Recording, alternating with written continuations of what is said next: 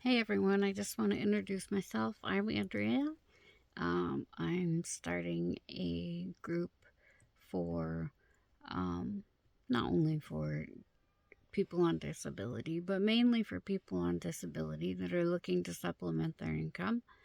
We'll be creating crafts and art. At least that's the idea for now. It's evolving as I go along. Um, I am on disability. I have been for 5 years. I've been sick for 26 years. I've been diagnosed with everything you could possibly think of um, until they finally reached my true diagnosis. Um, it's nice to have a diagnosis.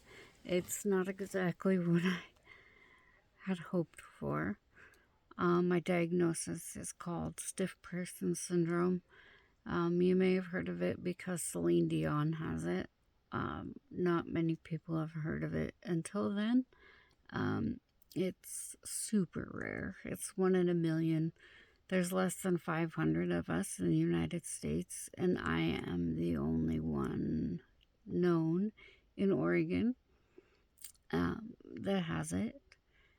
Um, It is killing me slowly, painfully.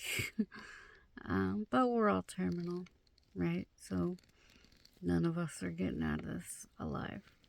So uh, just have to have faith in that.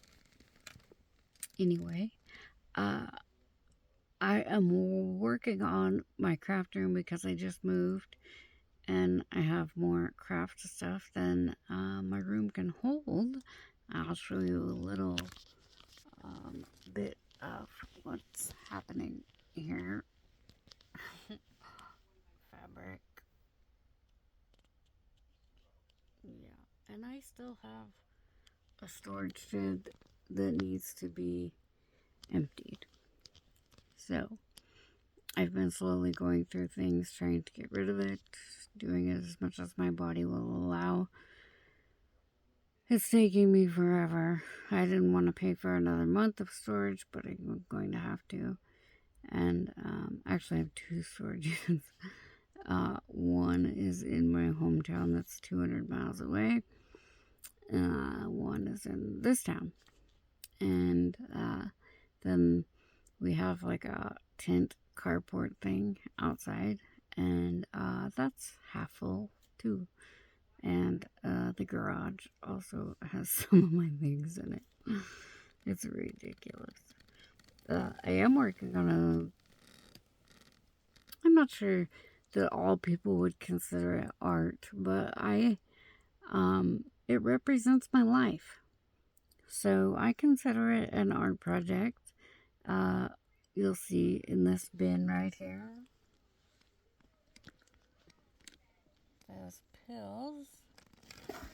Lots of different colors. Sizes. So I have, oh, you can't see it from here. I have a big metal letter A. That's about 3 inches deep. I'm going to put some plexi over the open side of it and leave a slit open. I'm going to fill it with these lovely pills that have represented my life. It's kind of a painful project, but it it just is part of who I am. And I'm gonna display it in my craft room. Just as a reminder of where I've come from and one day I will decide to withdraw medical care. I have a plan. I plan to move to the U.S. Virgin Islands, St. Croix in particular. I can still get my Social Security there because it's a U.S. territory. And also my housing voucher will transfer there as well. So I can live out what's left of my life in paradise, which would be amazing. This disease ends like ALS, Lou Gehrig's disease. It causes muscle spasms that are strong enough to break bones. It causes, well, the antibody in my blood that caused this disease also causes autoimmune diseases. The antibody is called GAD65. 2 years ago, my GAD65 level was 5, which is not very high, but high enough to cause all these diseases. And I was just retested 2 months ago.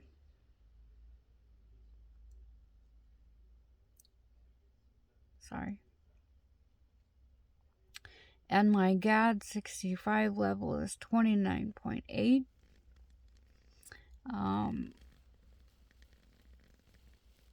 They're saying that that's one of the fastest increases they've seen. So I don't know what that means.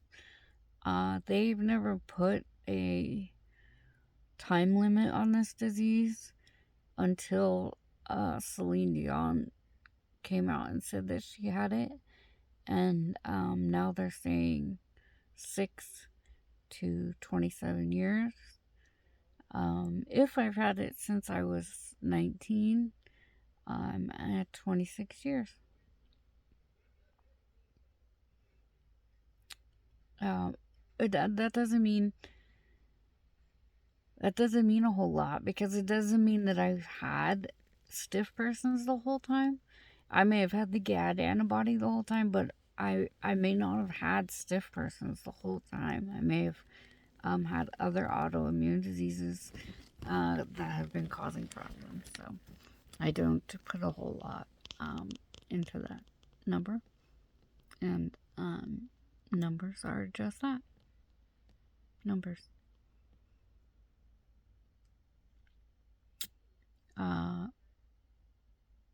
One brighter side, I guess. I had gastric bypass surgery last December 20th, 2023. As of today, I have lost 110 pounds in less than a year.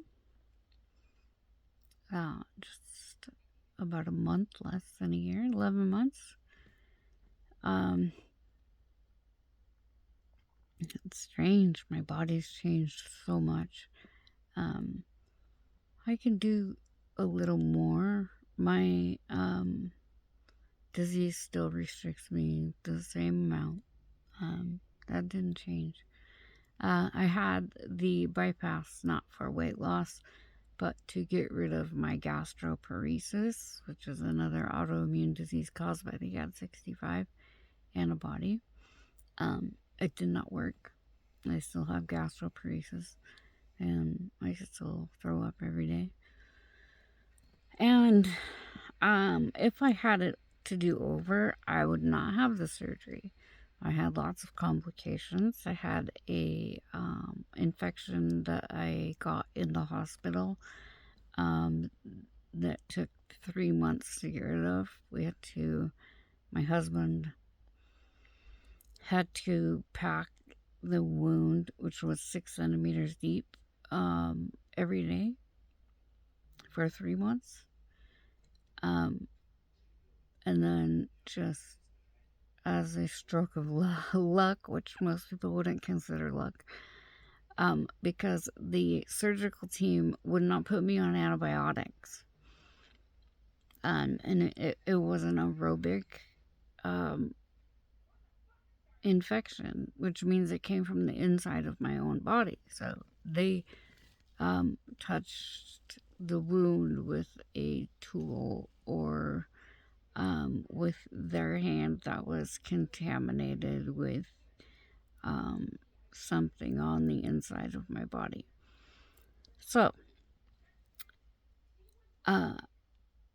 I was laying in bed, and the way our house was set up then, my husband had to crawl over me to get into his side of the bed. And he put his knee down on my foot and I said, ow, and he kind of twisted a little bit, and he broke my toe. And in breaking my toe, when he twisted, it tore the skin. So I limped around on this toe for a couple of days, and then I decided I couldn't take it anymore. So I went to the doctor, and the doctor said that they could smell the infection coming from the wound in my stomach, which was embarrassing, but part of life, I guess. Like, there was nothing I could do about that. And they asked why I wasn't on antibiotics. I told them the surgical team didn't want me on antibiotics for whatever reason. I don't know what the surgical team's reasoning behind it was, except for not wanting to take responsibility. So my doctor said, oh, well, then your toe looks a little bit infected, so let's put you on a broad spectrum antibiotic for your toe. And so they put me on antibiotics for my toe, and the infection in my stomach was gone in 5 days. Healed from the inside out, just like it was supposed to, in 5 days. And I waited 3 months. 3 months of absolute hell packing that wound. 3 months of not being able to do anything. And so, 5 days, wound healed, infection gone. Thank goodness for primary care. My primary is amazing. Anyway, then I got an aversion to food, and they said that it was probably from a hormone imbalance that happens sometimes when you have gastric bypass surgery. So I couldn't eat. I didn't eat. I didn't want to eat. I didn't have any interest in eating. I didn't want food anywhere near me. I would get nauseous and throw up if I watched a food commercial, or if I saw people making food, or if I smelled people making food. Food was just off the table for me. And so I ended up with a feeding tube. Another fiasco. The feeding tube formula, I guess, the stuff you put in it, the nutrition stuff, made me so sick that I would have to lay down for 2 to 3 hours after giving myself a bolus. And by the time I could sit up and not be nauseous and dizzy, it was time to give myself another bolus. So once again, I was pretty much bed bound because I couldn't. The nausea, I've spent my life nauseous. I mean, my whole life I've been nauseous. I've still on 5 antiemetics to keep me from throwing up, but I've never experienced nausea like that before. So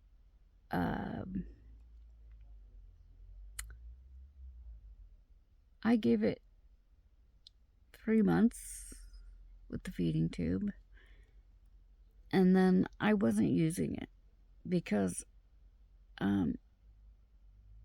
it was just too much. I mean, I couldn't do anything. I had a new grandson and I couldn't pick him up, and I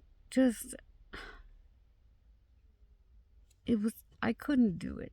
I had surgery right after my grandson was born, and I was missing out on so much of his newborn time. And so I went to the doctor and I told them, we're gonna take this feeding tube out. And they said, okay, lay down. And I was like, what? I went through surgery to have you put it in. And she's like, oh yeah, we'll just deflate the balloon and pull it out. So that's what they did. And the feeding tube was out. So now I still have a hard time eating. But if I have to go on artificial nutrition now, it will be through an IV, and it will likely be permanent. So I'm trying to eat. I'm doing the best that I can. Anyway, so that's a little longer video than I was going to make. Chunk of my life.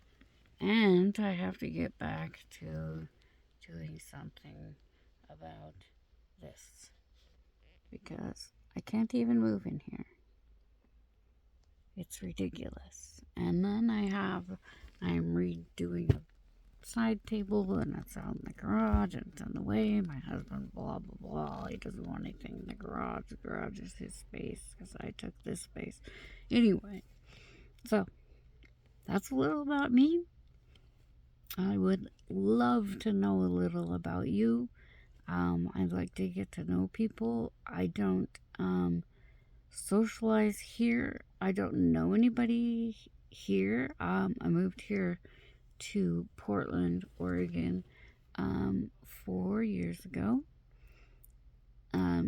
My sister lives close by.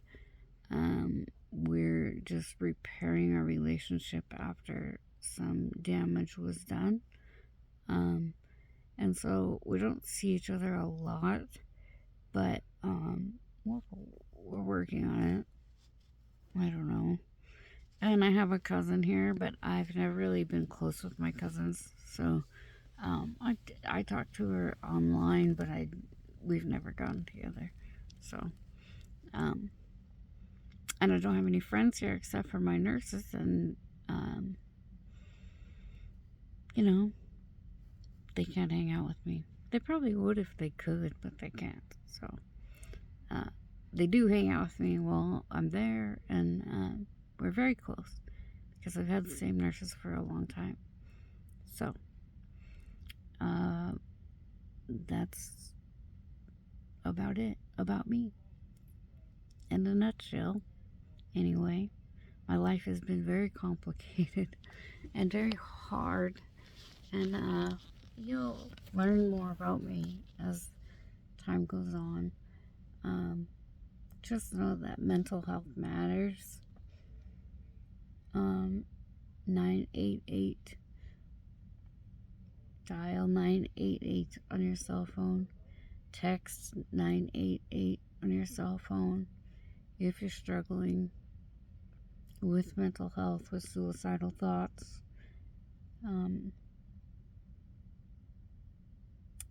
It's just too common.